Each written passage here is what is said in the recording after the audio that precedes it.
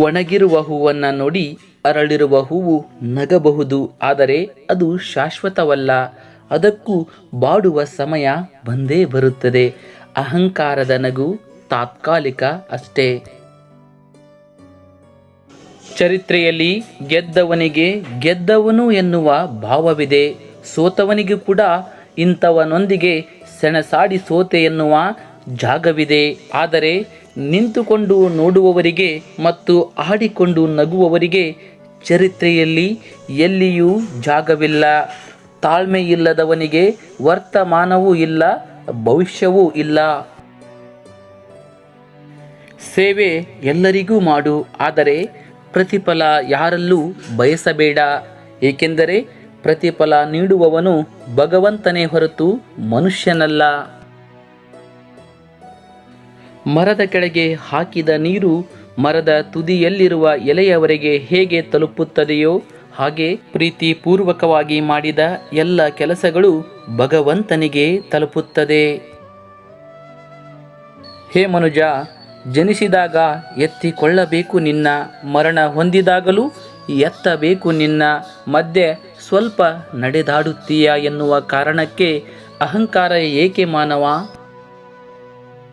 ಒಳ್ಳೆಯವರ ಶಾಪ ಒಳ್ಳೆಯದಲ್ಲ, ಎಚ್ಚರಿಕೆ.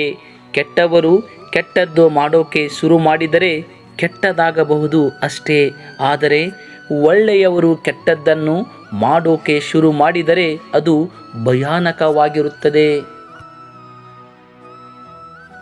ಒಳ್ಳೆಯವರಿಗೆ ಆದ ಮೋಸಕ್ಕೆ ಭಗವಂತನೇ ಉತ್ತರ ಕೊಡುತ್ತಾನೆ. ಕಾದು ನೋಡಿ. ಒಳ್ಳೆಯವರು ಯಾವತ್ತೂ ಸೋಲಲ್ಲ, ಕೆಟ್ಟವರು ಯಾವತ್ತೂ ಉದ್ಧಾರ ಆಗಲ್ಲ. ಭಯಪಡಬೇಡಿ, ಕಷ್ಟಗಳು ನನ್ನನ್ನು ಮುಳುಗಿಸುತ್ತಿದೆ. ನನ್ನ ಜೀವನವೇ ಮುಗಿಯಿತು, ನನ್ನ ಹಣೆ ಬರಹ ಸರಿಯಿಲ್ಲ. ಪದೇ ಪದೇ ಎಲ್ಲ ಕಷ್ಟಗಳು ನನಗೇ ಏಕೆ ಬರುತ್ತಿದೆ ಎಂದು ಕಣ್ಣೀರು ಹಾಕಬೇಡಿ. ಒಳ್ಳೆಯ ಸಮಯ ಬರುವಾಗ ದೇವರು ಹೆಚ್ಚು ಕಷ್ಟ ಕೊಡುತ್ತಾನೆ. ದೇವರಿದ್ದಾನೆ ಎಂಬ ನಂಬಿಕೆಯಿಂದ ನಿಮ್ಮ ನೋವನ್ನು ನುಂಗಿ. ಸತ್ಯ ಬಯಲಿಗೆ ಬರುವವರೆಗೆ ಸುಳ್ಳಿನದ್ದೇ ಅಧಿಕಾರ ಇರುತ್ತದೆ. ನಿಜವನ್ನು ನಿರೂಪಿಸಲು ನಿರಂತರ ಪ್ರಯತ್ನ ಪಡಬೇಕು. ನೈಜ ವ್ಯಕ್ತಿತ್ವ ವ್ಯಕ್ತವಾಗಲು ಮುಖವಾಡ ಕಳಚುವವರೆಗೂ ಕಾಯಬೇಕು. ನಮ್ಮವರು ಎಂದು ನಮ್ಮ ಜೊತೆಗಿದ್ದು ಮೋಸ ಮಾಡುವ ಕೆಟ್ಟ ಜನರ ನಡುವೆ ತಾವು ಅತಿಯಾಗಿ ನಂಬಬೇಕಾಗಿರುವುದು ಆ ಭಗವಂತನನ್ನು ಮಾತ್ರ. ಏಕೆಂದರೆ ನಮ್ಮನ್ನು ಪರೀಕ್ಷೆ ಮಾಡುವವನು ಭಗವಂತನೇ, ನಂತರ ಕಾಯುವವನು ಅವನೇ. ಈ ಜಗತ್ತಿನಲ್ಲಿ ಕೆಟ್ಟ ಜನಗಳ ಮುಖವಾಡಗಳನ್ನು ತೋರಿಸುವವನು ಅವನೇ. ಯಾರು ನಿಮ್ಮ ಜೀವನದಲ್ಲಿ ಸಿಗಬೇಕೋ ಎಂದು ಸಮಯ ನಿಶ್ಚಯವಾಗಿರುತ್ತೋ ಅವರು ಭವಿಷ್ಯದಲ್ಲಿ ಒಂದಲ್ಲ ಒಂದು ದಿನ ಸಿಕ್ಕೇ ಸಿಗುತ್ತಾರೆ. ಹಣದಿಂದ ಜಗತ್ತಿನಲ್ಲಿ ಎಲ್ಲಿ ಬೇಕಾದರೂ ಭೂಮಿ ಖರೀದಿಸಬಹುದು, ಆದರೆ ಮತ್ತೊಬ್ಬರ ಹೃದಯದಲ್ಲಿ ಕೊಂಚ ಜಾಗ ಕೂಡ ಖರೀದಿಸಲು ಸಾಧ್ಯವಿಲ್ಲ. ಅದು ಕೇವಲ ಒಳ್ಳೆಯ ಗುಣ ಮತ್ತು ಪ್ರೀತಿಯಿಂದ ಮಾತ್ರ ಸಾಧ್ಯ.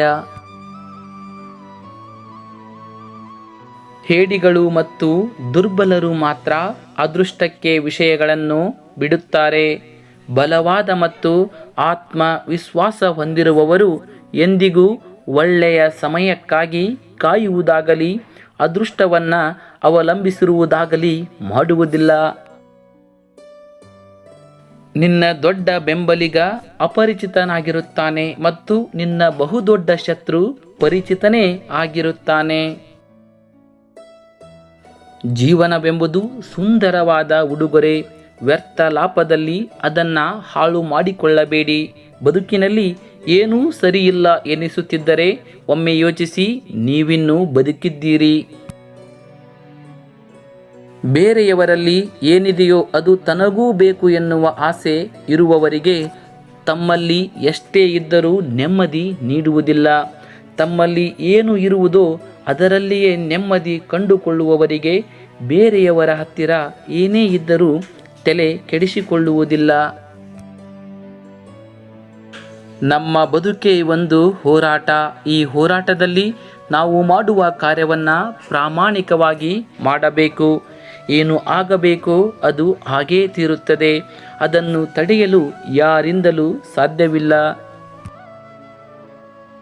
ಕೆಲವು ಸಾರಿ ನೀವು ಯಾವ ತಪ್ಪು ಮಾಡದೇ ಇದ್ದರೂ ಕೆಟ್ಟವರಾಗುತ್ತೀರಿ, ಏಕೆಂದರೆ ಜನರು ಬಯಸಿದಂತೆ ನೀವು ಇಲ್ಲ ಎನ್ನುವ ಕಾರಣಕ್ಕೆ.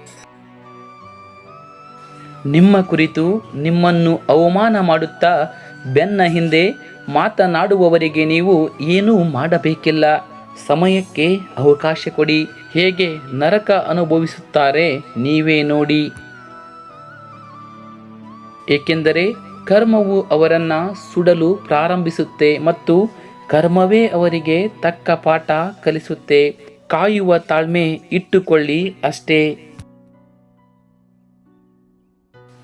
ಮಾಡಿದ ಪಾಪಕ್ಕೆ, ಮಾಡಿದ ದ್ರೋಹಕ್ಕೆ ಮುಂದೊಂದು ದಿನ ನರಳಿ ನರಳಿ ಕೊರಗಬೇಕು. ಹೇಗೆ ಬೆಂಕಿಯ ಬಲೆಯಲ್ಲಿ ಬಿದ್ದವರು ನರಳುತ್ತಾರೋ ಹಾಗೆ ಪಾಪಿಗಳು ಅನ್ಯಾಯವಾಗಿ ಮಾಡಿದ ಮೋಸಕ್ಕೆ ನರಳಾಟವೇ ಶಿಕ್ಷೆ. ವಿಡಿಯೋವನ್ನು ನೋಡಿದ್ದಕ್ಕಾಗಿ ಧನ್ಯವಾದಗಳು. ಶುಭ ದಿನ.